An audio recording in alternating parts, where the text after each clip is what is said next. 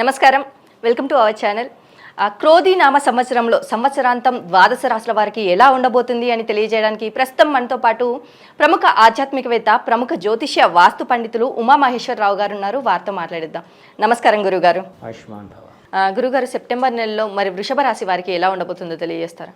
సర్వమంగళ మంగళ్యే శివే సర్వార్థ సాధకే శరణ్యే త్రయంబకీ దేవి నారాయణీ నమస్తుతే. ఓం శ్రీ గురుభ్యో నమః.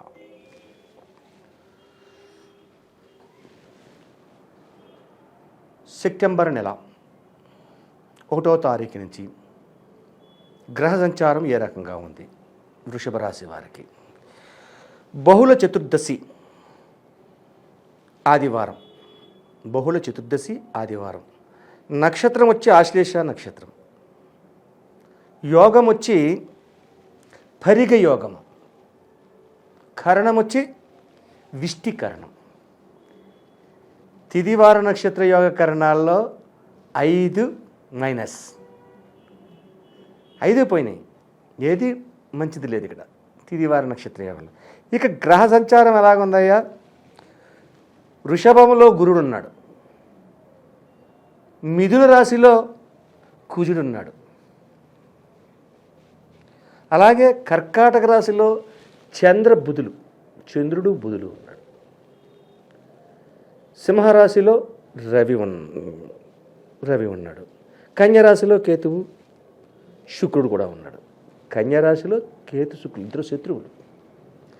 అలాగే కుంభరాశిలో శని సొంత ఇంట్లో ఉన్నాడు. మీనరాశిలో రాహు. గ్రహ సంచారం ఈ రకంగా ఉంది. గ్రహ సంచారం ఆ రకంగా ఉంటే శుక్రగ్రహము మీద కుజ దృష్టి ఉంది, శత్రు దృష్టి ఉంది. అందులోని కేతువుతో ఉన్నాడు శుక్రుడు. కుజవర్తు కేతువు అన్నారు. కుజుడు ఏ ఫలితాన్ని ఇస్తాడో అదే ఫలితాన్ని కేతువిస్తాడు. వీళ్ళిద్దరే మిత్రదేహం. ఇక్కడ కుజుని దృష్టి శుక్రుని మీద పడి ఉంది.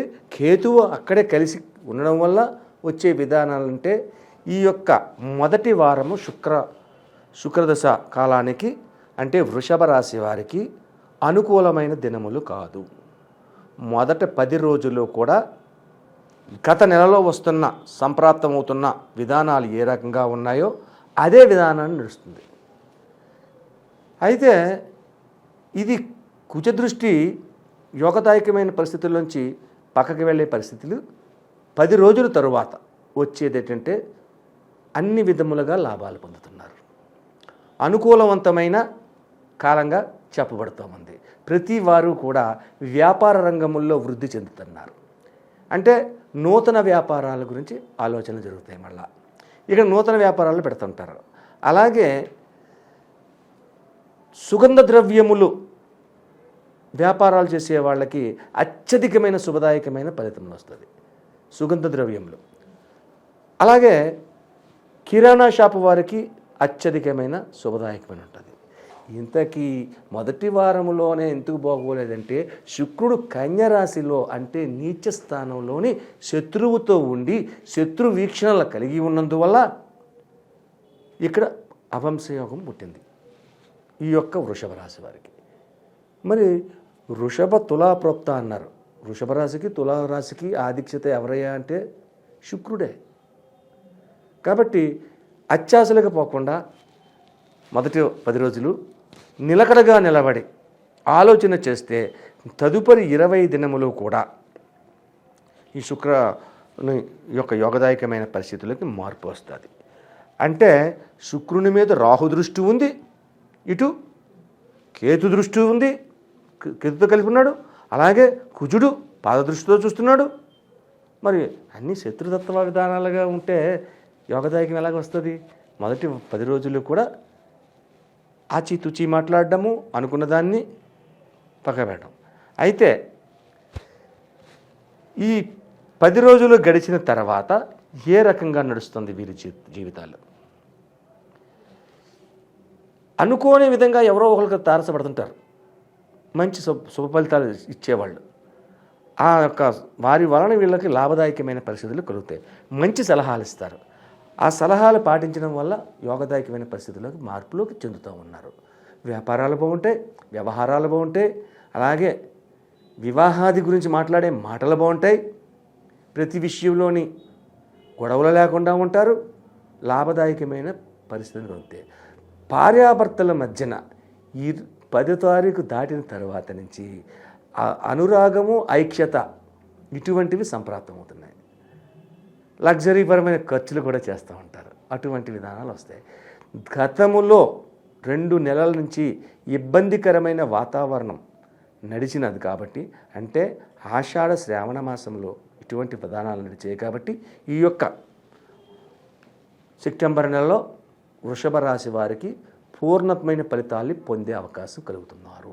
అయితే ఈ యొక్క 10 రోజులు కలుగుతున్న కష్టాలకి, నష్టాలకి, నష్టదాయకమైన పనులకి తొలగాలి. ఏం చేయాలి? మనం దీన్ని శ్రద్ధగా తీసుకోవాలి. దీన్ని చేయాలంటే మొట్టమొదటిగా వచ్చినది బహుళ ద్వాదశి అన్నాను ఇందాక. 4 రోజుల తర్వాత అమావాస్య ఉంది.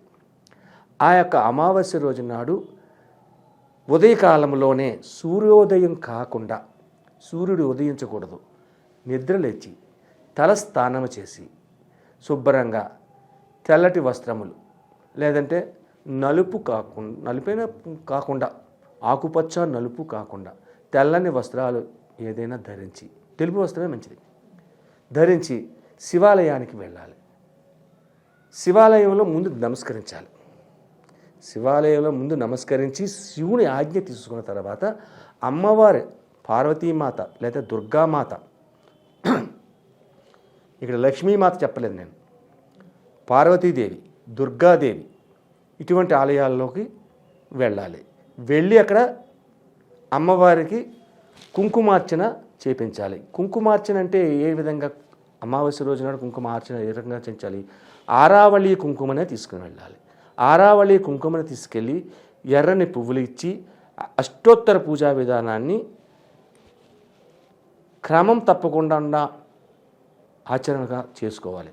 అష్టోత్తర పూజ చేసిన తర్వాత అమ్మవారి దగ్గర చేసిన కుంకుమని ఒక పేపర్లో కొద్దిగా తీసుకుని, ఈ యొక్క ఆడవారు భర్త వృషభ రాశిలో ఉన్నాడు, భార్య వచ్చింది, భార్య చేత అక్కడున్న ముత్తైదువులకు బొట్టు పెట్టించాలి. ముత్తైదువులకు బొట్టు పెట్టిన తర్వాత అక్కడ కొద్దిగా దంపతులు, పెద్ద వయసు కలిగిన దంపతులు ఎవరైనా ఉంటే వాళ్ళ కాళ్ళకు మ్రొక్కి ఆశీర్వచనం తీసుకోవాలి. అలాగే ఇంటికి వచ్చిన తర్వాత శాకాహార భోజనాన్ని తీసుకోవాలి. మాంసాహారాలకు ముట్టరాదు. శాకాహార భోజనం చేసుకుని ఆవాలు లేని ఆహారం తీసుకోవాలి. వీళ్ళు తినే దాంట్లో ఆ రోజునాడు ఆవాలు ఉండకూడదు. ఆవాలు లేని ఫుడ్ తీసుకోవాలి. తీసుకున్న తర్వాత మధ్యాహ్నం నిద్రపోకూడదు. లలితా సహస్రనామ పారాయణం చెయ్యొద్దు, వినండి చాలు. లలితా సహస్రనామ పారాయణాన్ని చాలామంది చేస్తే కొన్ని తప్పులు వస్తే, అక్షర దోషాలు వస్తే అర్థాలు మారిపోయి పెడార్థం వస్తుంది. అందుకని వినండి, లలితా సహస్రనామాన్ని వినండి. ఆ తదుపరి సాయం సంధ్యా సమయం, అమావాస్యంది, సాయం సంధ్యా సమయం మరల శివాలయానికి వెళ్ళాలి. పొద్దున శివాలయానికి వెళ్ళారు, అమ్మవారి దగ్గరికి వెళ్ళారు. సాయం సంధ్యా సమయం శివాలయానికి వెళ్ళి శివునికి నమస్కరించి అక్కడ పంచముఖ పాలదీపం అంటే ఒక ప్రమిదిలో అన్ని పాలు పోయాలి. ఆ ప్రమిది మీద ఇంకో ప్రమిది పెట్టాలి. ఆ ప్రమిదిలో 5 ఒత్తులు వేయాలి. 5 ఒత్తుల్లోని ఆవు నెయ్యి పోయాలి. ఆవు నెయ్యి వేసిన తర్వాత అగరవత్తిని అగ్గిపుల్లతో వెలిగించి ఆ అగరవత్తితో ఈ ఒత్తులు వెలిగించాలి. ఒకవేళ అగరవత్తి ఆరిపోయింది మధ్యలో, ఇక్కడ ఒక దీపం వెలుగుతుంది కదా, ఆ దీపంతో అగరవత్తి వెలిగించకూడదు. మళ్ళీ అగ్గిపుల్లతో వెలిగించి అలాగ 5 ఒత్తులు వెలిగించాలి.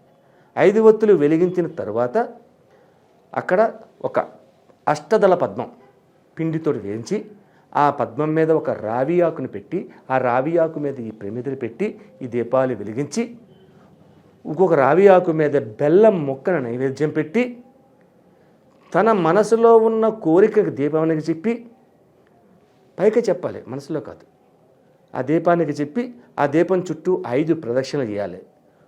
భూమేచ భూమిపుత్రేచ వాయేషు వాయుపుత్రచ జలేషు జలపుత్రచ అగ్నేష్ అగ్నిపుత్రచ అంబరీషు అంబరీష్ పుత్రచ అని పంచకన్యలు అక్కడ.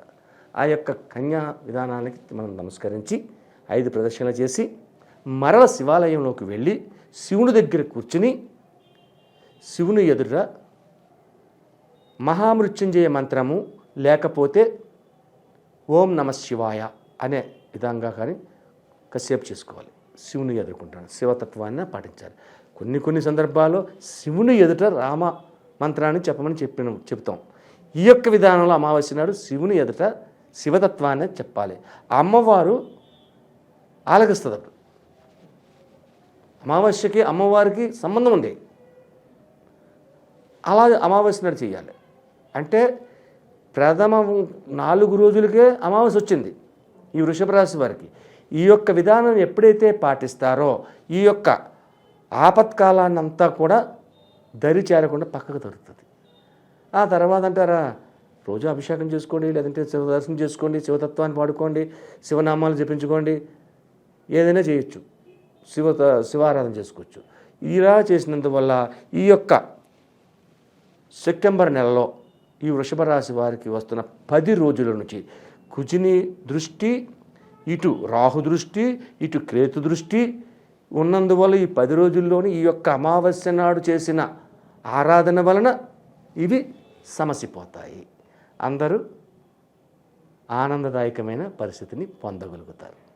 సెప్టెంబర్ నెలలో వృషభ రాశి వారికి ఎలా ఉండబోతుంది, అలాగే వారు చేసుకోవాల్సిన పరిహారాల గురించి కూడా చాలా చక్కగా వివరించారు గురుగారు. ధన్యవాదములు. ఆయుష్మాన్ భవ.